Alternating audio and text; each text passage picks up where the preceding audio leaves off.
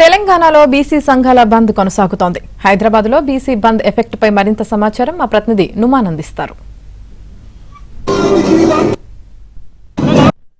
ఇటు హైదరాబాద్ నగర వ్యాప్తంగా అన్ని ఆర్టీసీ డిపోల వద్ద, రహదారుల వద్ద, చౌరస్తాల వద్ద పెద్ద ఎత్తున కూడా ఇటు బీసీ నేతలు ఆందోళన దిగినటువంటి పరిస్థితి ఉందని చెప్పొచ్చు. మరోవైపు ఇటు ముసరంబాగ్ టీవీ టవర్స్ వద్ద పెద్ద ఎత్తున ఇటు కాంగ్రెస్ బీసీ నేతలు ఆందోళన దిగినటువంటి పరిస్థితి ఉందని చెప్పొచ్చు. రైట్ మనం చూడొచ్చు, ఏదైతే ఇటు బీజేపీ ప్రభుత్వానికి వ్యతిరేకంగా పెద్ద ఎత్తున నినాదాలు చేస్తున్నారు.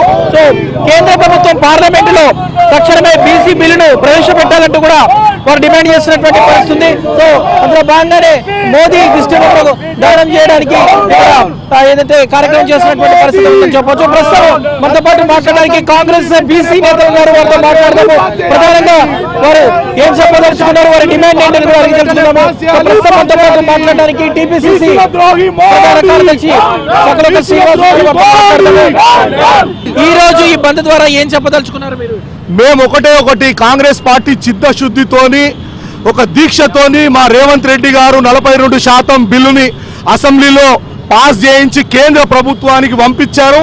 అదేవిధంగా గవర్నర్ గారు కూడా పంపించారు. గవర్నర్ గారు పాస్ చేసి కేంద్ర ప్రభుత్వానికి పంపిస్తే పార్లమెంట్లో బిల్లు పాస్ అయితే మా ఎప్పటి నుంచో స్వాతంత్రం వచ్చినప్పటి నుంచి అనుకున్న కళ 42% బీసీలకు రిజర్వేషన్ అనేది మా కలగానే ఉండిపోయింది.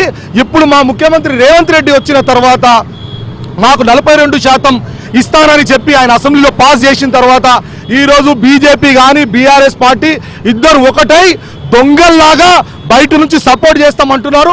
ఇవాళ కేంద్రంలో బీజేపీ ప్రభుత్వం ఉన్నది.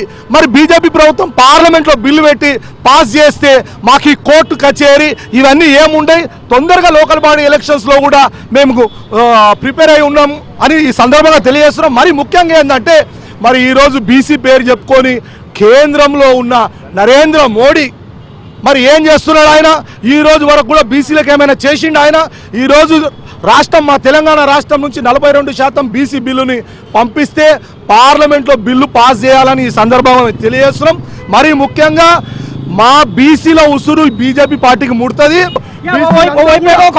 కాంగ్రెస్ కు సంబంధించినటువంటి నేతల మీద, ప్రభుత్వం మీద కూడా బీఆర్ఎస్ నేతలు అదే విధంగా ఆరోపణలు చేస్తున్నారు. మొత్తం దొంగ నాటకాలు ఆడుతున్నారు అంటూ కూడా ఇటు కేటీఆర్ గానీ హరీష్ గానీ విమర్శలు చేస్తున్నటువంటి పరిస్థితి. దాన్ని ఎలా చూస్తారు? ఈ రోజు మీరు ఒకటి ఆలోచించాలి. కవితక్క ఏమన్నది మొన్నటిదాకా బీసీలో నేను జెండా పట్టుకొని తిరుగుతా, బీసీలకు సపోర్ట్ చేస్తాను ఏమున్నది కవితక్క? ఈరోజు మా ముఖ్యమంత్రి, మా క్యాబినెట్, మా కాంగ్రెస్ పార్టీ అన్ని చిత్తశుద్ధితోని ఉండి ఎంత వ్యతిరేకత వచ్చినా, వేరే కులాల నుంచి ఎంత వ్యతిరేకత వచ్చినా కూడా మా ఒక సంకల్ప దీక్షతోని మా ముఖ్యమంత్రి రేవంత్ రెడ్డి గారు ఒక కృత నిశ్చయంతో ఆయన బీసీలందరూ బాగుపడాలి. గతంలో ఎన్టీ రామారావు గారు 83లో ముఖ్యమంత్రి అయినప్పుడు మరి ఆయన బీసీలందరికీ కూడా చాలా సపోర్ట్ చేసి ఆ రోజు తెలుగుదేశం పార్టీలో బీసీలు ఎంతోమంది బాగుపడ్డారు.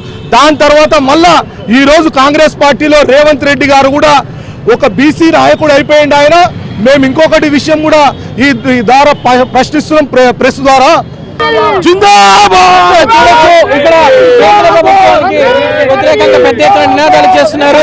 మోదీ దిష్టి బొమ్మను కూడా ఇక్కడ దహనం చేస్తున్నటువంటి విజువల్స్ ప్రస్తుతం ఏబిఎన్ స్క్రీన్ లో మనం చూస్తున్నాము. సో ప్రస్తుతం మనము చూస్తున్నాము ఏబిఎన్ స్క్రీన్ లో మోదీ దిష్టి బొమ్మను దహనం చేస్తున్నటువంటి దృశ్యాలు ప్రస్తుతం ఏబిఎన్ స్క్రీన్ లో చూడొచ్చు.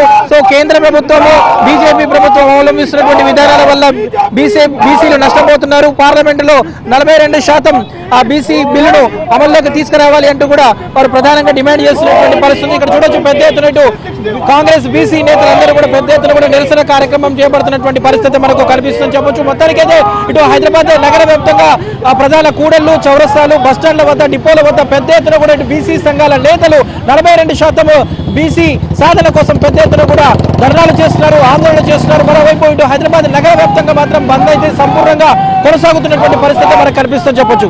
Journalist శ్యామ్తో Numan ABN Andhra Jyothi, Hyderabad.